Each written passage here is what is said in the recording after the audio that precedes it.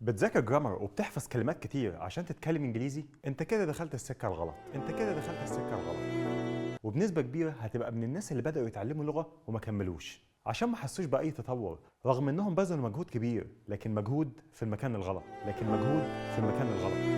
الكاتب والمؤلف بيني لويس في كتابه Fluent in 3 Months بيقول ان اول حاجه بيعملها قبل ما يتعلم لغه جديده هو انه بيشوف ايه اهم الجمل اللي بيستخدمها اهل اللغه دي، بيروح يحفظها مباشره ويروح يتكلم مع النيتيفز اللي هم اهل اللغه نفسها بدون ما يحفظ كلمات منفرده ولا يذاكر جرامر، والنتيجه هو انه بيتكلم دلوقتي اكتر من 8 لغات. بيني بينصحك ان اي لغه عايز تتعلمها هتلاقي ليها اهم الجمل الشائعه اللي بتستخدم فيها، ومهمتك هي انك تجيب الجمل دي وتحفظها. تجيبها منين؟ ده اللي انا عملته لك في باكج اهم 5000 جمله هتحتاجهم في الانجليزي. هتلاقي فيها اكتر من 5000 جمله و40 محادثه جاهزين للاستخدام فورا، مغطيين لك اكتر من 300 موضوع في اللغه. ومش اي مواضيع، دي المواضيع المهمه جدا اللي تقريبا مفيش اي محادثه بتخلو منهم. لو انت في المواصلات، لو بتاكل، لو بتحجز في فندق، لو بتبيع وبتشتري، لو مسافر. كمان في قسم مخصوص للبيزنس انجلش حوالي 140 صفحة، هتلاقي جمل ومحادثات بتتكلم عن الايميل، عن الميتنج والبرزنتيشن والتفاوض والكلام مع المدير والانترفيو والمبيعات. وعشان تنطق الجمل صح هتلاقي الكتاب متسجل باكسنت امريكي 100%، اللي مسجلهم واحد من امريكا.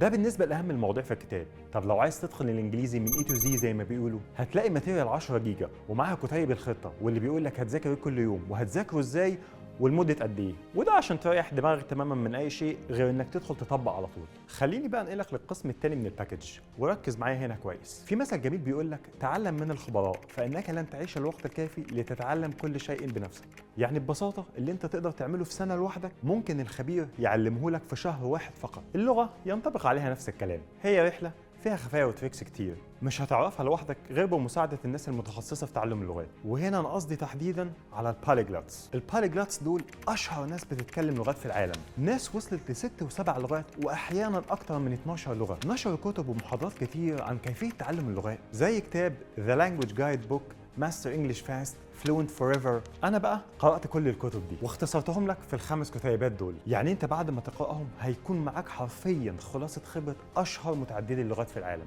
عشان تعرف إيه أهم الطرق اللي اعتمدوا عليها والأساليب اللي اتبعوها عشان يوصلوا للكم الرهيب ده من اللغات. ثانيا، كتيب ذاكرة ضد النسيان. لو بتذاكر وبتنسى دايما، بعد ما تطبق اللي في الكتيب ده مشكلتك هتنتهي تماما. انترفيو بلا أخطاء. إزاي تاخد الوظيفة اللي أنت عايزها من أول انترفيو؟ الإجابة هتلاقيها هنا. عمل بلا اعذار، بتاجل اللي عليك ومش عارف تنهي اي حاجه بداتها، اعتبر ده من الماضي بعد ما تطبق اللي في الكتيب ده. استثمر في نفسك واطلب الباكج دلوقتي وهتوصل لك لغايه البيت.